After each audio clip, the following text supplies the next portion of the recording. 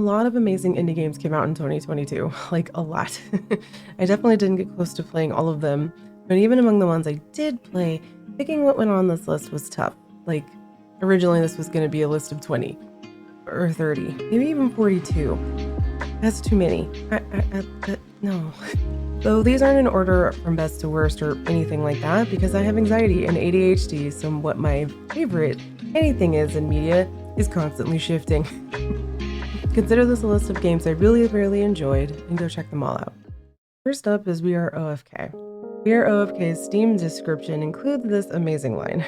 Story of making art, what we risk, and what thrives for it. And wow, do these characters really do all three of those. I don't want to give too much away, but I love every single one of these messy goobers just trying their best to make it.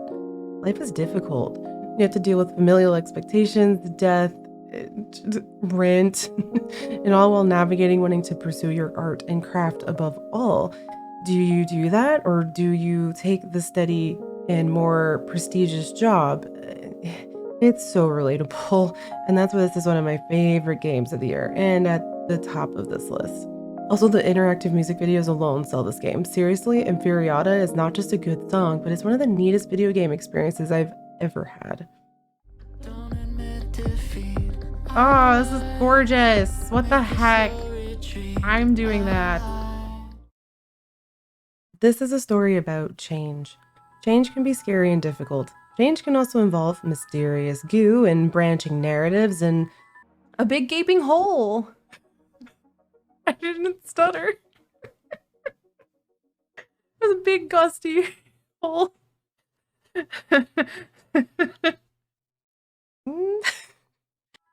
Beacon Pines is a visual novel set within a book about the tale of a small town dealing with very big danger and corporate greed, of course.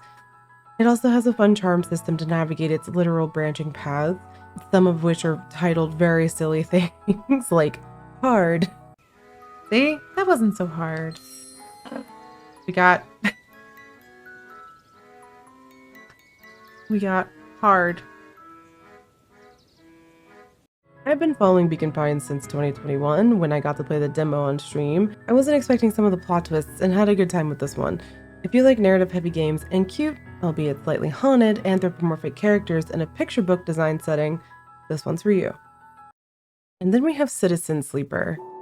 This visual novel is easily one of my favorite narrative experiences of 2022, and honestly, of all time in a game I've played, period. My favorite tagline for this game is roleplay in the ruins of interplanetary capitalism. There are several main stories you can experience with a variety of characters, each with several endings of their own that give very different vibes depending on your choices. And the neat part about it is the credits will roll after you get those endings.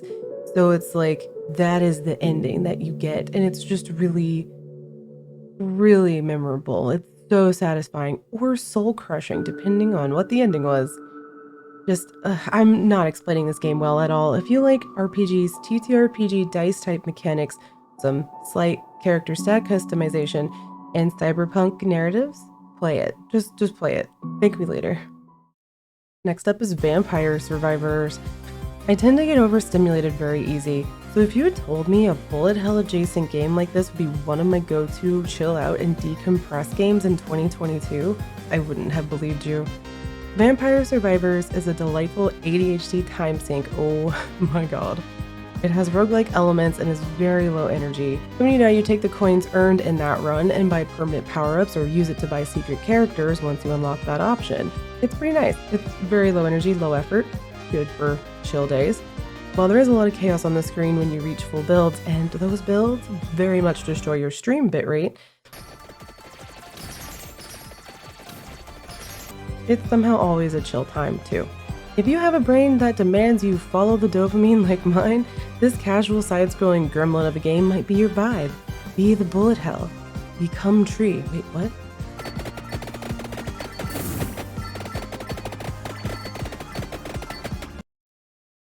Do you ever feel burnt out?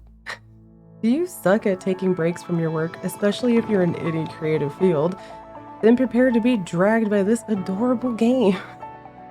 Lost Nova is a low-stress adventure game When Mia gets stuck on a planet and is late for work, she has to figure out what's going on and also maybe stop stressing so much about her productivity levels.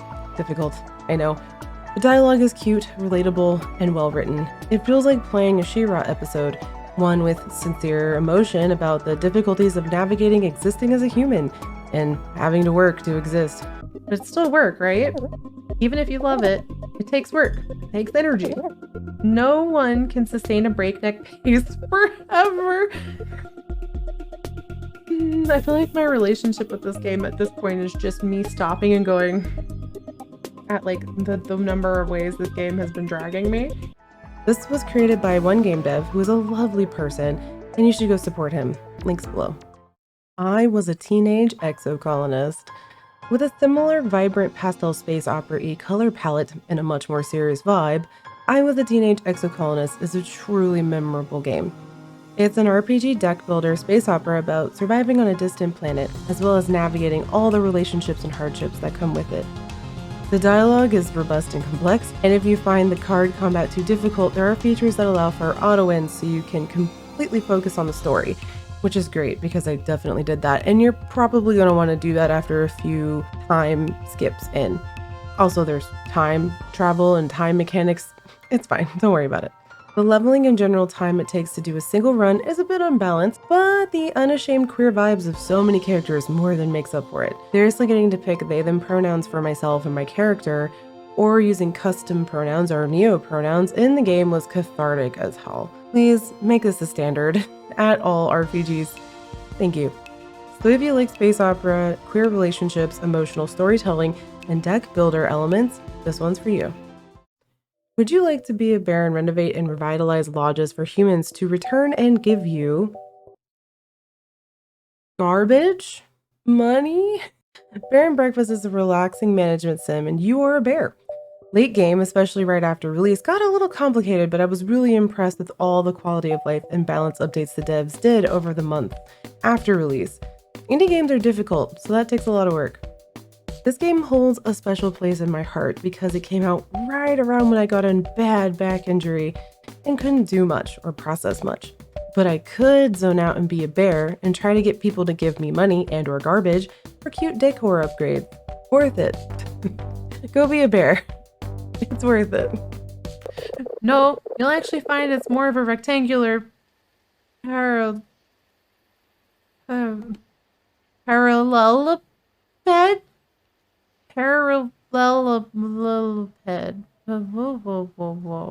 I don't know how to say that word out loud.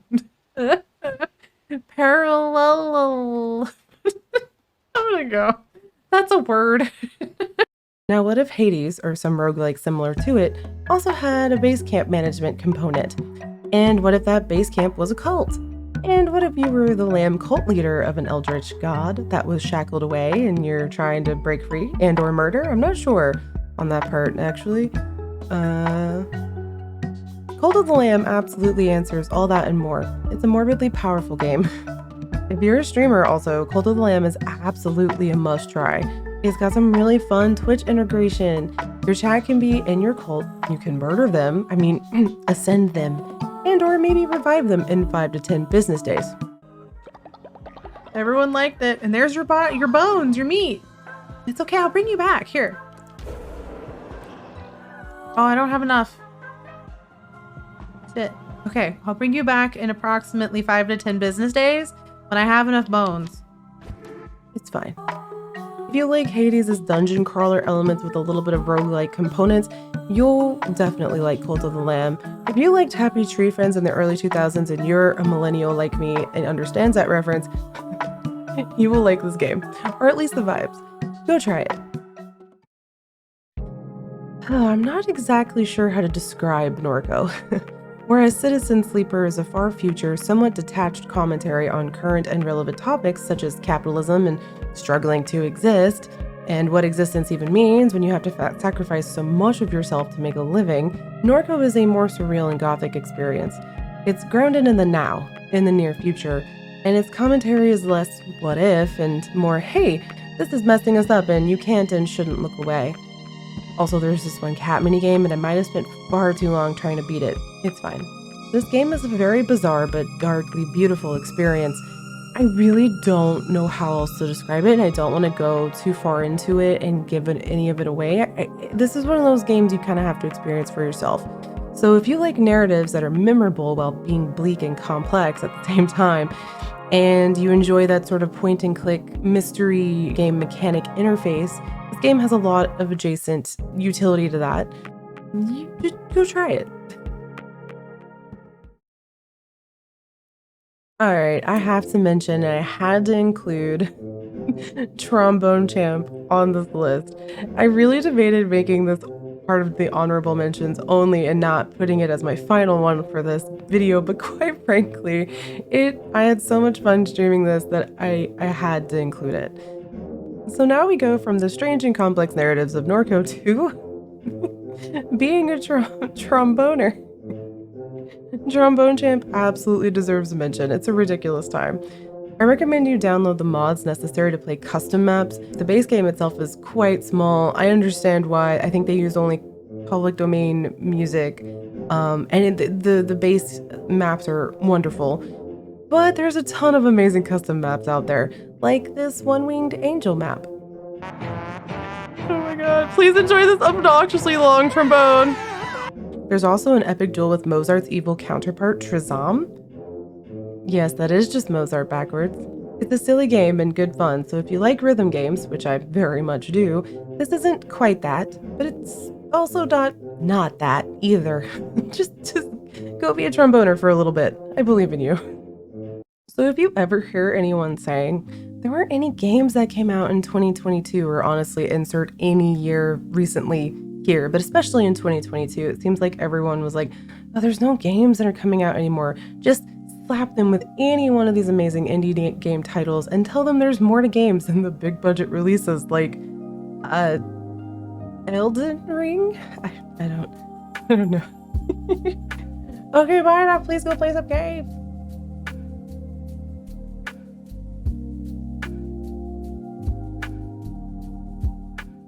So these aren't in order of best to worst because I have anxiety and ADHD, so reading a script is hard.